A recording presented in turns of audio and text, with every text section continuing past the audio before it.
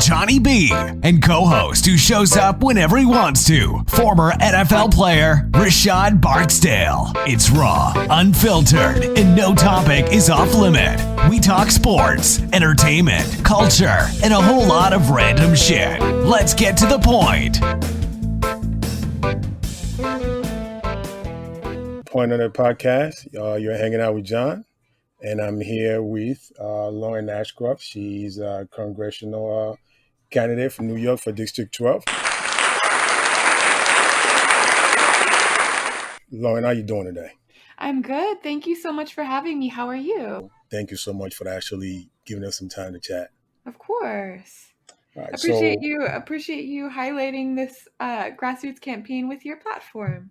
Absolutely. Listen, I'm trying to see if we can fight for the little ones, right? For the little guys. Because everybody doesn't have that big media platform. So I'm hoping that, I'll do these and pass it along, and a lot more of the people can actually start taking notice of the little people. Yeah, well, thank you so much. It's so important, and it really is a movement, but it's so people powered. So every single person helping to get the word out there makes a difference. Absolutely. And for those who don't know who you are, can you tell us a little bit more about yourself? Yeah, so my name is Lauren Ashcraft. I'm running for Congress in New York's 12th Congressional District, which is the east side of Manhattan, Western Queens, and North Brooklyn, and Roosevelt Island. Nice. And I'm running because we live in the third most unequal district in the entire country. Wow. And in a democracy, everyone deserves to have an equal voice, and that's clearly just not happening. And Right. we're seeing the effects of that. During the coronavirus, you would think that the relief would be geared towards us, the people, but it's not. So I'm fighting for the people, and I'm one of the people that's struggling myself in this district, have been pushed out to the edge of the district because of rising rent prices, and entered into a domestic partnership so that I could have insurance at all.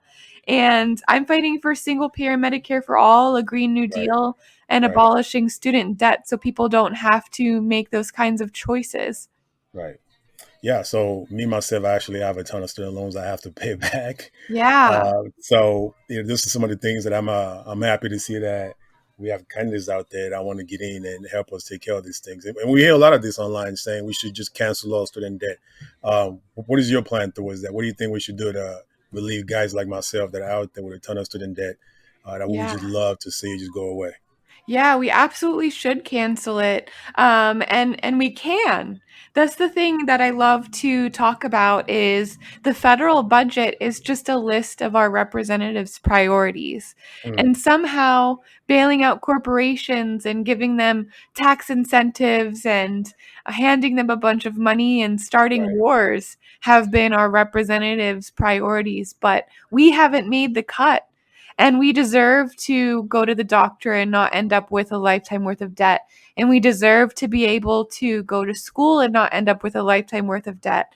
Right. And we absolutely can fight to protect our planet, which is being destroyed right now by corporations. And we're just not prioritizing protecting it. So I am fighting for the everyday person and making sure that we prioritize us and the future generations that don't even exist yet, instead of making sure that these giant corporations can make another dollar off of us. But how do we do that, though? Because I have a friend of mine that said, and he said, everybody, tells you what they're going to do when they get in. We have to give it to the giant corporations, and the money has to go to the people. He's a big Andrew Yang fan, so he believes in the UBI and getting more money out there. But he always said, listen, once they get there, he's a game changer. Those things don't get done because there's just not enough power with individuals that get to Congress to be able to make those changes. So what do you think you have to do? Like, how can we make that change that the corporation doesn't overpower you? Well, the number one thing is our politicians have been powered by these corporations. Correct. Because corporations are allowed to just throw unlimited amounts of money at campaigns. Right. And we absolutely need to stop that right at the heart of the problem, because our our politicians have been ignoring us for these corporations that just keep funding their careers. And so we need to make sure that federal elections are publicly financed, that we overturn Citizens United, which Right. is the ruling that helped to ensure that corporations have more of a voice than us, and Right. just push for total transparency. I know I Absolutely. support Melanie Dorigo, who's running in New York's 3rd Congressional District, has a plan to make sure that politicians have to disclose their conflicts of interest when voting on certain bills. So if you are funded by Big Pharma and health insurance companies, maybe you shouldn't have a say in making sure that we pass Medicare for all or not, because you're clearly bought by the corporations that don't want that to happen. Wait, so right now you can actually vote, even as a conflict of interest there, you can actually still participate and vote for a bill when you have a total clear conflict? Oh, that's happening all the time. Wow. Yeah, that's why we're in such a big mess, is our politicians are funded by this dark money, and Right. and lots of people just don't even know it. So there's actually a website called Open opensecrets.com. secret. Okay. Yeah, and I really recommend everybody checking it out and look up your your federal representation and see what kind of donations they get. And if they have a challenger that's only funded by people, then that's a challenger you should definitely get behind. I know my opponent has been in office for 27 years, and she Right. accepts money from banks Yeah. and big real estate Right. developers and Right. defense contractors, and these are all the things that are keeping us from being able to live our lives with dignity. Right. Right. I can definitely see that. Opensecret.com. I think it will no longer be a secret once everybody start going on there. Uh, Exactly. and see, it was funny. So you mentioned your opponent being in for over 20 years. So I've always thought like there should be a term limit as well. And obviously, if you get in there, and we hope you get in there, and you start making positive change, we'd love to see you in there, obviously, for a long time. Yeah. But when I look at like guys like McConnell and Graham and Pelosi that's been there forever, right? But what kind of Yes. they can really truthfully speak for the young people, right? They can't really make plans and changes or bills into place that can help the younger generation. So I've always felt like there should be a term limit. Do you think there should be a term limit right there for Congress where maybe 10, 15 years you literally just have to find something else to do? Yeah, I actually support 12-year term limits. Okay. And for me, that means that you're able to, be in office for 2 full presidential terms that are Right. likely to be the same person, and Right. then you'll be there for 4 more years of a transition period, Right. to whoever comes next in the White House. Right. So, I think I think exactly like you were saying, we have these people that just get really comfortable sitting in office, and they actually just feel really entitled to their seat. And Right. it's offensive to them that people would be challenging, um, because they want a different kind of representation. But we deserve to have competitive primary elections so that people have a choice, and we also need to make sure that people aren't ever too comfortable in their seats. They should always be fighting to hang on and making sure they're doing as much as possible for the people. Absolutely. Thank you so much for that. I know you have to go, and we got a couple of minutes here. So, first, I have to ask. I know on your Twitter page, I think it was yesterday, the day before, you mentioned being harassed out there by some strange folks that just have some problem with you. How is that? How are you holding? You get more security? Oh, we actually called the police about it. We had Okay. somebody that claims they thought it was a joke to tell me Mm, they're standing outside my apartment. right. And that is not a joke to me. Not at all. Not at all. And yeah, and there are so many women, like whenever I posted that, there's so many women that have run for office that have experienced similar types of threats. And I just want people to know, like, we don't tolerate that. And Absolutely. I will stand up against anybody who's threatening other women Absolutely. and non-binary people running for office, because Right. we're just trying to do some good. and Right. fight for the Absolutely. public good. And I definitely don't need you standing outside my door You threatening don't. me. Yeah.